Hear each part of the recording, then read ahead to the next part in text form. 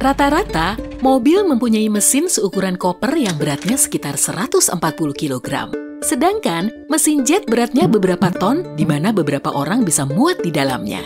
Tetapi, mesin paling kuat yang pernah ada ternyata cuma seukuran kepalan tanganmu dan bobotnya tidak lebih berat dari 1 kaleng sop, yaitu jantung manusia.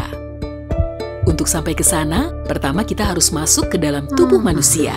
Kenalkan, ini Jeffrey, kita akan memeriksa jantungnya saat dia tidur nyenyak. Kita bisa masuk melalui mulutnya.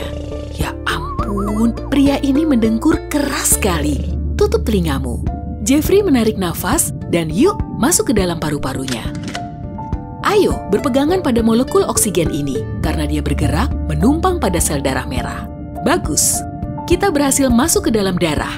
Ya, tempatnya sempit sih. Dinding terowongannya akan membesar saat kita berpindah dari pembuluh kapiler menuju venula yang sedikit lebih besar. Kemudian masuk ke pembuluh darah vena menuju jantung. Pembuluh darah ini mengingatkanku pada perosotan di wahana wisata air. Hanya saja, mereka itu lembut dan lentur. Lihat kan, mereka dapat meregang dan menyusut. Darah bergerak seiring dengan tiap denyut jantung, yang artinya cepat atau lambat kita akan memasuki mesin tersebut. Ditambah, jaraknya tidak jauh dari sini. Jantung melekat kuat di antara kedua paru-parumu sehingga bisa dengan cepat mendapat darah yang kaya oksigen dan segera mengirimnya ke seluruh tubuh. Untuk saat ini, kita bergerak sangat lambat sama dengan kecepatan orang yang berjalan. Karena Jeffrey sedang tidur, denyut jantungnya pun tampak tenang. Dengar tidak? Itu bunyi jam alarm Jeffrey. Dia melihat jamnya dan sadar kalau ia terlambat pergi bekerja. Otaknya segera memerintahkan tubuhnya untuk mengeluarkan adrenalin. Ini membuat darahnya terpompa lebih cepat. Jadi, bersiaplah. Pergerakan kita akan makin cepat. Saat detak jantungnya meningkat, tekanan darah pun naik. Dengan otot-ototnya penuh darah yang kaya oksigen, dia langsung meloncat turun dari tempat tidur. Kita pun semakin dekat ke tujuan. Dinding pembuluh darah semakin lebar dan lebar. Kita hampir sampai.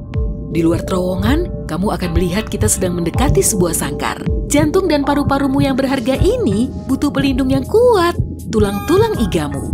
Sekarang kita di dalam pembuluh utama vena, dan whoosh, selamat datang di jantung manusia. Pada dasarnya, jantung adalah sebuah otot besar yang terus-menerus bekerja. Dia berdetak 100.000 kali sehari, hampir 40 juta kali setahun, dan lebih dari 2 miliar kali seumur hidup. Pada setiap denyutannya, darah sebanyak 1/3 cangkir bergerak melalui jantung. Dalam sehari, itu sama dengan 7.500 liter. Mesin lain pasti akan rusak dengan beban seberat itu. Tetapi tidak demikian dengan jantung manusia yang luar biasa ini. Bayangkan jantungmu seperti pusat layanan pesan antar makanan berukuran besar. Dia mendapatkan pasokan segar dari paru-paru, sebut saja sebagai petani. Sel-sel darah merahmu adalah truk pengangkut yang membawa pasokan ke seluruh kota alias tubuhmu. Dia sampai ke alamat tujuan melewati jalanan, yaitu pembuluh darahmu. Menuju anggota badan, jaringan, dan turun ke sel-sel tubuh, semuanya terus-menerus meminta pasokan oksigen. Kita punya banyak oksigen karena kita masuk saat Jeffrey menghirup udara. Jantung berdenyut, sebuah katup terbuka seperti gerbang, dan kita berpindah dari serambi kiri turun ke bilik kiri yang lebih lapang. Jantung berdenyut sekali lagi dan mendorong darah keluar.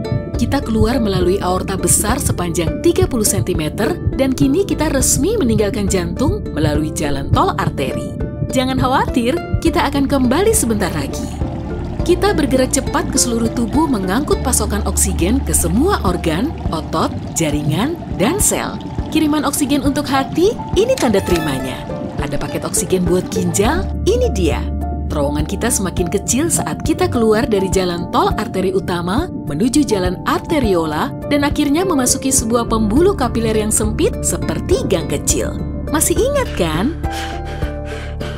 Sepertinya Jeffrey menaiki tangga, jadi otot-otot kakinya memesan pasokan yang lebih banyak, lebih dari yang dibutuhkan saat istirahat. Jantung memompa lebih keras dan tekanan darah pun naik. Pegangan yang kuat.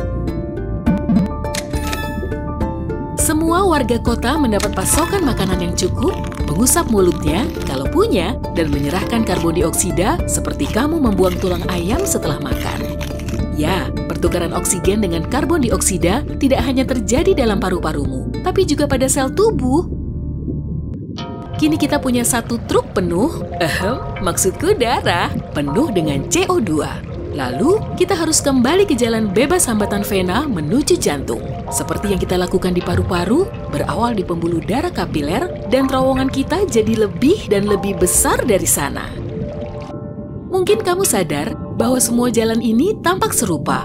Tetapi apa buku anatomi membuatmu percaya bahwa pembuluh darah vena itu biru dan arteri itu merah? Tidak, warna darah selalu merah. Hanya saja, mungkin agak lebih cerah saat penuh oksigen dan bergerak melalui arteri. Tetapi warna biru atau terkadang hijau yang kamu lihat di bawah kulitmu disebabkan oleh efek dari gelombang cahaya. Gelombang cahaya biru yang lebih pendek akan lebih mudah dipantulkan kembali menuju matamu. Omong-omong, semua pembuluh darah ini yang panjangnya 97.000 km atau cukup untuk mengelilingi bumi 2 kali membawa kita pergi dan kembali ke satu titik, jantung. Kita sudah kembali, tapi kali ini kita masuk ke bagian sebelah kanan. Di sini, kita mengalir melalui katup dan kembali ke terowongan merah, pembuluh darah arteri. Berhenti, kita tak dapat melalui arteri tanpa oksigen.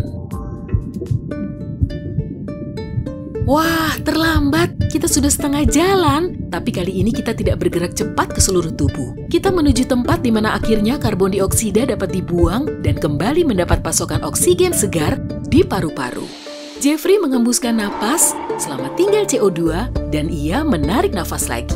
Senang mendapat pasokan oksigen baru, kita kembali menuju bagian kiri jantung melalui pembuluh darah vena, dan perjalanan diulangi lagi. Setiap kali kamu menarik napas, inilah yang terjadi di dalam tubuhmu. Tetapi ada satu hal yang belum kita bahas, apa yang menggerakkan mesin tersebut? Pergilah ke pembangkit listriknya dan kamu akan mendapat jawabannya. Iya, listrik. Inilah yang membuat jantungmu berdenyut. Begini ceritanya. Kita akan menuju bagian khusus dari jantung Jeffrey yang dinamakan node sinus. Oh, di pintu depannya terdapat peringatan bahaya dengan gambar petir. Hati-hati, jangan sentuh apapun. Disinilah tempat terjadinya reaksi kimia rumit sehingga terbentuklah impuls listrik. Tidak seperti, misalnya, otot-otot kaki atau lengan, semua jaringan otot dalam jantung itu saling terhubung. Jadi, impuls listrik ini mengenai seluruh bagian jantung. Jaringan hidup apapun berkontraksi berkat adanya listrik, termasuk jantungmu. Jantung mengencang seperti kepalan tangan, lalu mengendur. Listrik mengalir dan jantung berkontraksi lagi. Pada setiap kontraksi, darah masuk dan meninggalkan salah satu dari 4 ruangan tadi. Dan begitulah cara kerjanya. Oke, itu adalah versi sederhananya. Tetapi kamu paham kan intinya? Hey, jika kamu belajar hal baru hari ini, klik suka untuk video ini dan bagikan dengan teman. Berikut beberapa video keren lain yang pasti kamu suka. Cukup klik video di salah satu sisi layar, dan ingat, tetaplah di sisi terang kehidupan.